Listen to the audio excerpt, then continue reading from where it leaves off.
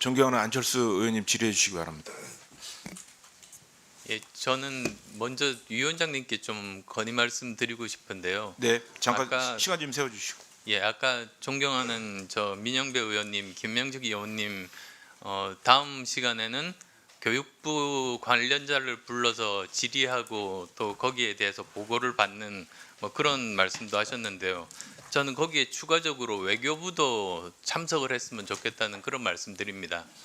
아시겠습니다만 지금 현재 전 세계를 이렇게 변화시키고 있는 가장 강력한 힘은 미국과 중국의 과학기술 패권 전쟁 아니겠습니까?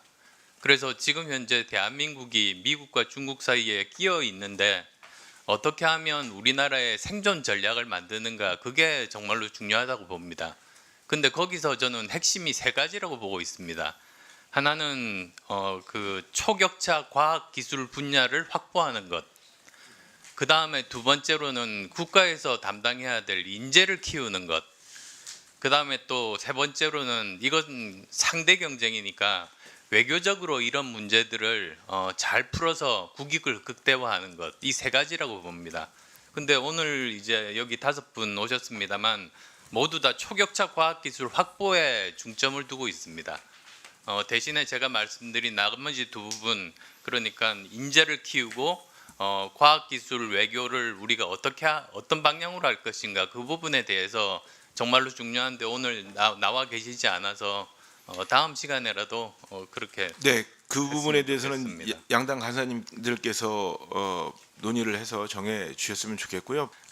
양당 간사님께서 충분히 조율하실 거라고 생각합니다. 이제 질의 이어가 주시죠.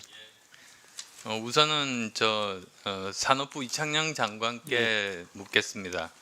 그 사실 보고 자료를 보면 거의 다 반도체라든지 아주 일부의 디스플레이 쪽으로 지금 이렇게 돼 있는데요.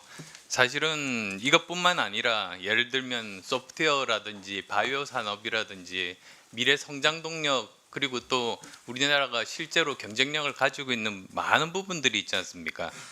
근데 저는 초격차 과학 기술을 만들 때 가장 중요한 키워드가 저는 세 가지라고 봅니다. 자유, 공정, 그리고 사회적인 안전망 만드는 것. 저는 이 세 가지가 이제 모든 산업 분야별로 모두 다 정부에서 아주 신경을 써야 될 가장 중요한 키워드라고 봅니다. 그러니까 자유라고 하면 사실은 필요 없는 규제를, 산업의 발전 방향을 미리 예상해서 미리 거기에 대해서 규제를 철폐를 하고, 그리고 지원할 수 있는 그런 대책들을 미리 만드는 것. 그게 이제 앞으로 국가의 경쟁력을 좌우한다고 생각을 하고요. 그다음 또 두 번째로는 공정. 그러니까 특히 이제 대기업과 중소기업 간의 불공정 거래 관행이 지금 예전보다 나아졌다고 합니다만 아직도 현실에서는 함부로 그렇게 중소기업들이 그 사실을 밝히지를 못합니다. 자기들 생존이 걸려 있기 때문에. 그래서 이 문제는 어떻게 할 것인지, 이런 건 아마도 총리실에서 나오신 분들이 이제 공정거래위원회 관련 입장을 정리를 해서 저희한테 알려주시거나 또는 공정거래위원장이 직접 참석하는 것도 저는 좋다고 생각하고요. 그 다음에 사회적인 안전망 문제는 한번 실패하더라도 만약에 도덕적으로 문제가 없고 성실한 사람이라면 다시 한 번 더 기회를 주는 게 실리콘밸리 성공 비결 아니겠습니까? 마찬가지로 우리도 특히 이제 뭐 파운드리 같으면 대부분이 대기업에서 하지만 팹리스는 지금 보면 강남이라든지 제 지역구인 분당에 굉장히 작은 규모로 아이디어만으로 시작을 합니다. 근데 아시다시피 처음 시작하는 팹리스 벤처는 실패 확률이 아마 거의 한 80~90% 될 겁니다. 그러면 이 사람들은 어떻게 할 것인가? 이 사람들이 실패하면 그 실패 경험도 소중한 자산이고 다음에 성공 확률을 높이는 것임에도 불구하고 그냥 그 여러 가지 신용 불량자가 돼가지고 다시 재기를 못하는 이 문제를 어떻게 할 것인가? 저는 그런 것들이 굉장히 중요하다고 생각하는데요. 뭐 그런 전반적인 것에 대한 장관님 말씀 듣고 싶습니다. 예, 일단 오늘 보고 자료가 주로 반도체 위주로 돼 있다 이렇게 말씀하셨는데 오늘 이제 그 반도체 첨단 클러스터에 대한 보고가 이제 핵심이기 때문에 아마 제가 자료를 그렇게 만들었지만 의원님께서 말씀하신 대로 디스플레이, 소프트웨어 이런 모든 분야에 대해서도 첨단 산업의 한 일환으로 제가 관심 갖고 정책을 펴고 있다 이렇게 말씀드리겠습니다. 다음에 필요하면 그 부분에 대해서 보고를 드리도록 예, 하겠습니다. 예. 그다음에 초격자 기술을 위해서는 자유, 공정, 사회적 안전망이 필요하다 이렇게 말씀하시는데 정말 지당하신 말씀이라고 생각됩니다. 이 세 가지 요소는 상당히 상위의 가치 개념으로 우리 모든 경제나 사회 시스템에서 구현될 수 있도록 그렇게 해야 된다. 그래야만 초격자 기술력이 자유롭게 나온다. 그렇게 생각합니다. 필요 없는 규제를 줄여야 된다고 이제 하셨는데 제가 규제 타임아웃 제도 이번에 첨단법에 들어 있어서 한 60일 이내에 규제가 해소가 안 되고 인허가가 안 되면 자동으로 인허가 되도록 한 제도를 이제 넣어놨고요.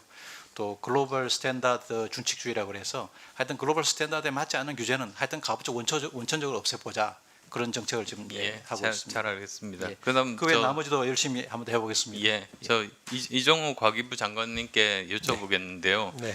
지금 저 보고하실 때 12대 국가 전략 기술입니다. 근데 제가 이렇게 보면은 기술 간의 격차가 제법 납니다. 사실 저 우주과학 같으면은 굉장히 앞으로 큰 시장임에도 불구하고 우리 수준은 지금 굉장히 낮거든요. 사실은 저 제일 좋은 예가 누리호에서 엔진과 그 다음에 그 스페이스X의 그 멀린 엔진, 펠콘에 쓰는 멀린 엔진 간에 저는 개발비를 보고 놀랐습니다. 우리는 60억, 멀린 엔진은 3억입니다. 이 격차를 이렇게 쫓아가려면 저 1분만 더 주시겠습니까? 네. 이 격차를 쫓아가기 위해서는 이 12대 국가 전략 기술을 이렇게 그냥 늘어놓을 것이 아니라 이 중에서 5년 내에 우리가 성과를 얻을 수 있는 것.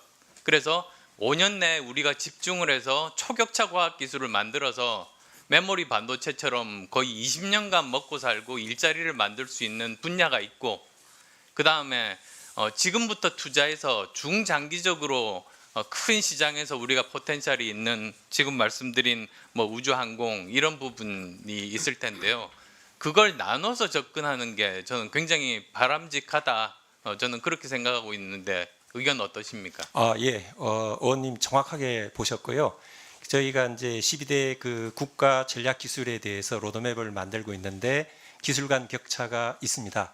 그 기술 간의 어떤 단기 목표, 뭐 중장기 목표 말씀하신 대로 다 고려가 되고 특히 기술 간 그 인재 부분도 다 다르고요.